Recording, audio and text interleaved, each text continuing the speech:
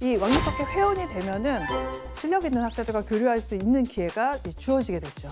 근데 교류 쉽게 못 하시는 분인데 괜찮나? 그러니까 사실은 이 기회가 너무나 귀한 기회였다고 할 수가 있습니다. 천재들만 자기들끼리는 대화가 통하겠지. 천재들만 학생들하고 대화가 안 되는 것뿐이지. 네. 자, 이렇게 학계에서 주목받고 점점 다른 학자들과 교류하기 시작하면서 아이작 뉴턴도 연구에만 몰두했던 삶에서 조금씩 벗어날 수가 있게 됐죠. 그런데 우리가 위인전에서 흔하게 볼 수 없었던 아이작 뉴턴의 숨겨진 비밀들이 있는데요. 뭐죠?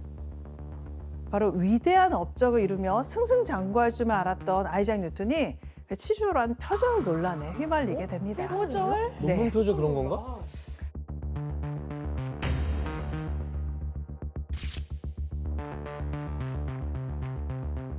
아이작 뉴턴과 표절 시시비비를 가린 사람은 바로 독일의 고트프리트 라이프니츠라는 그 수학자였죠. 죄송한데 지금 두 분은 라이프니츠 하니까 아 하고 계신데 태어나서 처음 들어봤거든요. 네. 전 무슨 가구 이름인 줄 알았어요. 아니 뭐 라이프니츠가 어떤 사람이죠? 일단 라이프니츠는 그 0과 1만이라는 그 두 개의 숫자만을 사용해서 그 우리가 하는 이진법. 이진법. 맞습니다. 그 이진법을 가지고 계산하는 방법을 최초로 이제 개발한 사람이고요. 그래서 이걸 토대로 최초로 사칙연산이 모두 이제 가능한 기계식 계산기를 발명을 한 사람으로 유명합니다. 그래서 이런 라이프니츠의 계산기가 훗날 컴퓨터의 밑바탕이 됐습니다. 와, 그렇지. 그래서 이 라이프니츠가 뉴턴 못지않은 굉장한 천재로 알려져 있고요. 또 더 중요한 게 수학적인 업적에서 또 있습니다. 그러니까 학문적 라이벌이었나 보네요. 네, 맞습니다. 뉴턴과 라이프니츠는 서로 이제 우열을 가릴 수 없을 만큼 정말 우수한 천재들이었습니다. 그런데 두 사람이 비슷한 시기에 인류가 창조한 것 중에서 가장 위대한 개념이라고 평가받는 거를 발명을 하게 되는데요. 수많은 학생들을 이제 수포자로 만드는 그 미적분입니다. 아 맞아요. 포기했지 나도 미적분에서. 그 당시에 이제 미적분을 먼저 생각해낸 거는 아이작 뉴턴으로 추정이 되는데요. 1660년대 중반에 아이작 뉴턴이 쓴 논문에 그 미적분을 설명한 내용이 나와 있기 때문에 이제 뉴턴이 먼저 했구나라고 지금 학자들이 생각을 합니다.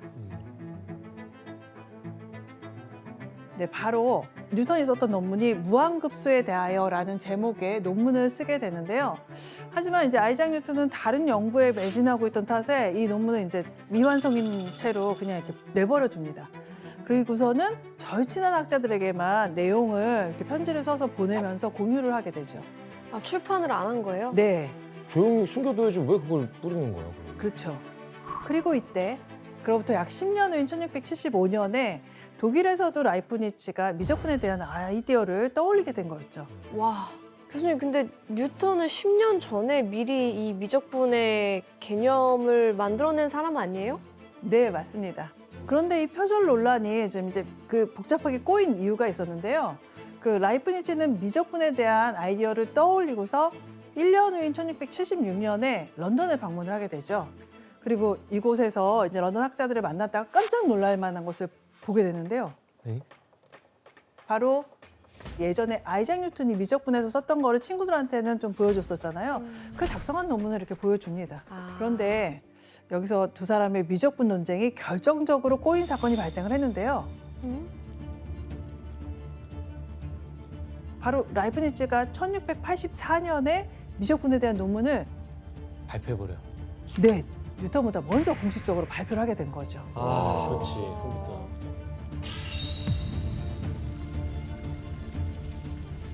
자, 이를 알게 된 아이작 뉴턴 반응이 어땠을까요? 그거 뭐라 할 수 있나? 네, 억울하기도 하고 막 화가 나기도 했던 아이작 뉴턴은 이제 부랴부랴 미적분 관련 논문을 발표를 하게 됩니다. 아, 그제서야 10년 전에 이미 했는데. 그런데 아이작 뉴턴의 논문이 발표되니까 이번에는 라이프니츠가 또 격렬한 분노를 표출을 하게 되죠. 뭐였지? 라이프니츠가 왜 화를 냈는지 직접 한번 같이 보시죠. 궁금하다. 응? 이거는 두 사람, 뉴턴과 라이프니츠가 미적분에 사용했던 기호들입니다. 사실은 라이프니츠는 처음부터 저 기호를 사용을 했었고요. 미적분 논문을 냈을 때 뉴턴은 사실은 기호가 없었습니다. 그런데 라이프니츠가 논문 낸 걸 보고서 뉴턴이 논문을 낼 때 라이프니츠의 기호에서 모양을 조금만 교묘하게 바꿔서 사용을 하게 됩니다. 그래서 라이프니츠는 아이작 뉴턴이 내 아이디어를 이렇게 표절했다라고 강하게 항의를 하게 되죠. 아, 그러면 뺏겼죠. 네. 이거는 라이프니츠가 화낼만 합니다. 라이프니츠 입장에서 완전 화나죠. 그래도 개념은 10년 전에 뉴턴이 먼저 했으니까. 그쵸. 그러니까 이제 그걸 알고 있었던 이번에 이제 아이작 뉴턴을 따르던 제자들이 미적분을 먼저 개발한 건 뉴턴인데 라이프니츠 잘못 아니냐 이런 식으로 또 강하게 항의를 하게 되죠. 근데 평소에 기다려줘야 돼, 그러면. 네. 뉴턴이. 이상하잖아, 그거. 그러니까. 근데 아이작 뉴턴은 제자들이 라이프니츠를 이렇게 더 공격하게 뒤에서 은근히 이렇게 부추기게 됩니다. 에이, 너무 그러지 마. 나쁜 건 아는데 그렇다고 막 그렇게 하면 안 되지. 결국 미적분 표절을 둘러싼 아이작 뉴턴과 라이프니츠의 대립은 점점 뜨거워지죠. 자, 그래서 이 사건은 급기야 영국과 독일 간의 국가적 분쟁으로까지 번지고 말게 되죠. 진짜? 아, 이거 진짜 자존심 대결이네. 결국 이제 아이작 뉴턴을 지지하던 영국 왕립학회 그리고 라이프니츠를 따르는 그 독일학자들이 더 이상 학문적 교류를 하지 않겠다 이렇게 단절을 선언을 하기까지 갑니다. 영국 대 독일. 네. 그래서 이게 어느 쪽도 이렇게 뜻을 굽히지 않은 채 이 미적분 표절 우선권 논쟁이 약 10년간 이어지게 되는데요.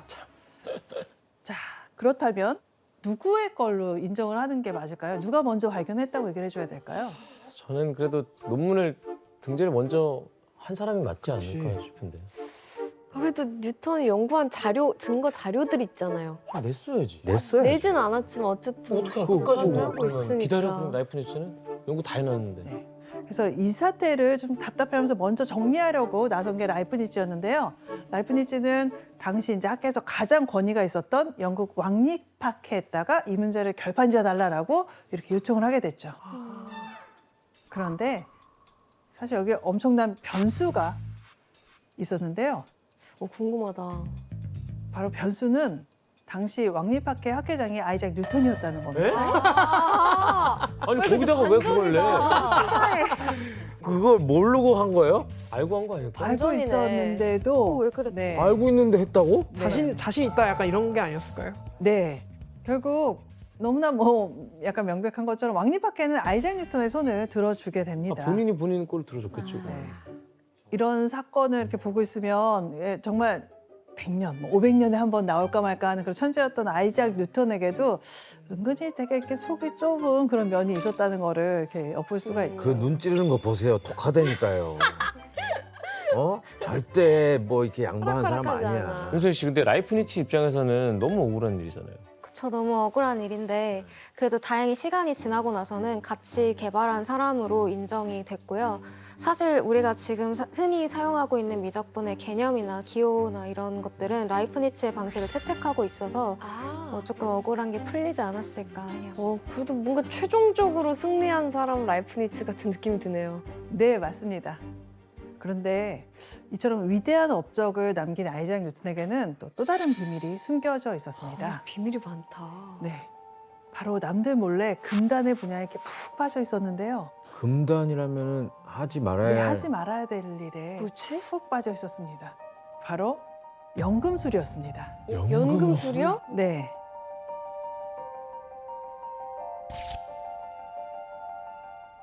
연금술이라는 건 간단하게 말하면 좀 흔하게 구할 수 있는 값싼 금속을 금이나 은으로 변화시키는 그런 기술이죠.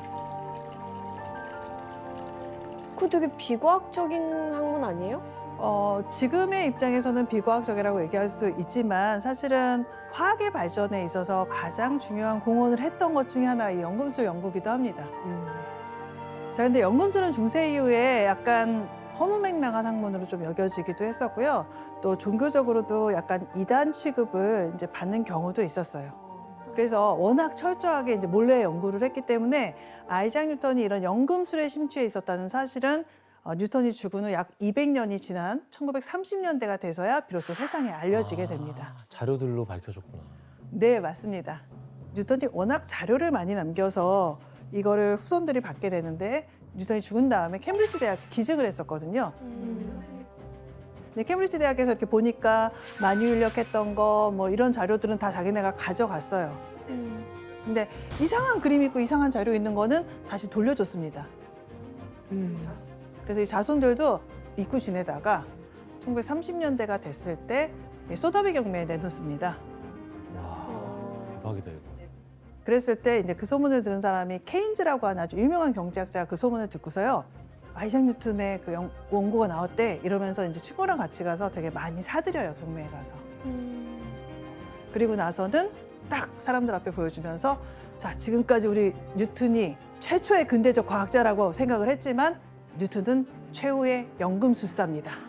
라고 이렇게 얘기해서 네, 최후의 연금술사라는 별명이 뉴턴에게 붙여지게 되죠. 연금술사.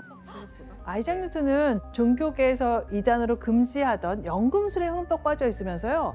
아이러니하게도 또 종교에 완전히 심취해 있기도 했었죠. 특이하다. 그래서 아이작 뉴턴이 열심히 했던 일 중에 하나가 바로 성경에 나오는 그런 예언을 해석하고 비밀을 해독하는 거였죠. 평범하지 않아. 그러니까 이분이 연구를 오래 하니까 별걸 다 하셨네요, 진짜로. 네. 아 근데 성경에 나오는 것들이 아이작 시선에서는 어떻게 보면은 진짜 다 연구 대상들 아니에요? 그렇죠. 그런 신기한 자연 현상들? 맞아요. 네. 자, 여기서 문제 내겠습니다. 아이작 뉴턴은 성경의 내용을 바탕으로 미래에 다가올 일을 예언을 했는데요. 무엇을 예언했을까요? 정답! 네, 지호 씨. 바다가 갈라지는 거죠. 아, 왜 갈라지는가에 대한 연구. 네. 지진이랑 막 이렇게 해가지고. 네. 지현 씨 오답입니다. 정답. 예, 혜성 씨.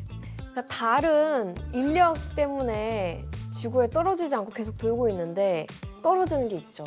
혜성이 언제 떨어질지. 네, 네. 혜성 씨 오답입니다. 정답! 네, 지현 씨. 그 요한계시록이 종말론 아니에요? 네, 그렇죠. 종말! 네. 지구 종말! 네, 지현 씨 정답입니다. 뭐야? 뭐 그딴 걸 예언하고 그래?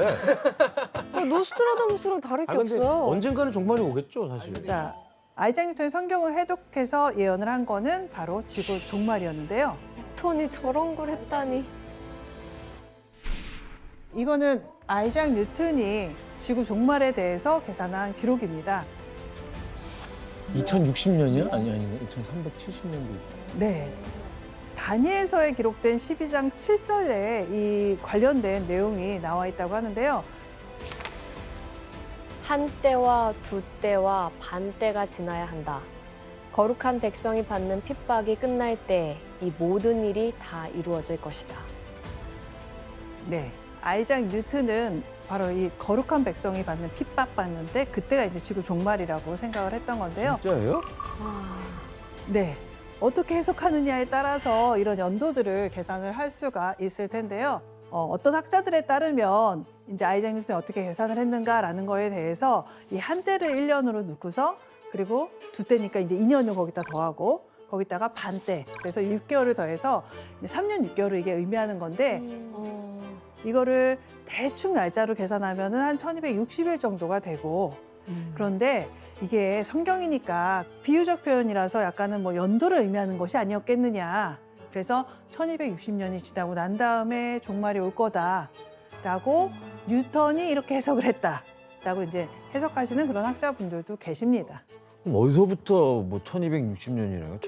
1260년은 언제부터 계산을 해야 되는 거예요? 네, 그 시작점이 어딘가는 사실은 굉장히 이제 해석의 여지가 많은데 뉴턴은 이거에 대해서 이거를 서기 800년으로 잡았습니다. 그럼 2060년이잖아요. 네, 맞습니다. 바로 그해 뛰어난 정복군주였던 카를로스 대제가 현재 프랑스, 독일, 북부 이탈리아 등 대규모 영토를 모조리 이렇게 장악을 하게 됩니다. 그리고 당시 교황이었던 레오 3세로부터 이제 신성 로마 제국 황제로 인정을 받게 되죠. 그래서 이후에 이런 신성로마 제국을 이제 등에 업고 교황청의 세력도 권력도 굉장히 막강해지게 되는데요. 이렇게 교황청 권력이 800년부터 세지기 시작했으니까 이제 이때를 시작점으로 그 계산을 하게 됐던 거죠. 네. 그래서 아이작 뉴턴의 계산한 바로는 지금부터 이제 36년 뒤인 2060년이 지구의 종말이 오는 때입니다. 얼마 안 남았는데? 36년 그때는 괜찮아. 나는 그때 뭐 할 거 다 하고 뭐 아쉬울 거 없을 나쁘지 나이야. 않게 가죠. 나는 와. 나쁘지 않아. 그래서 아이작 뉴턴은 이제 과학과 전혀 상관이 없는 어떻게 보면 과학의 대척점에 있는 분야까지도 관심이 많았던 거를 우리가 여기서 알 수 있을 것 같습니다. 아, 재밌는 사람이네.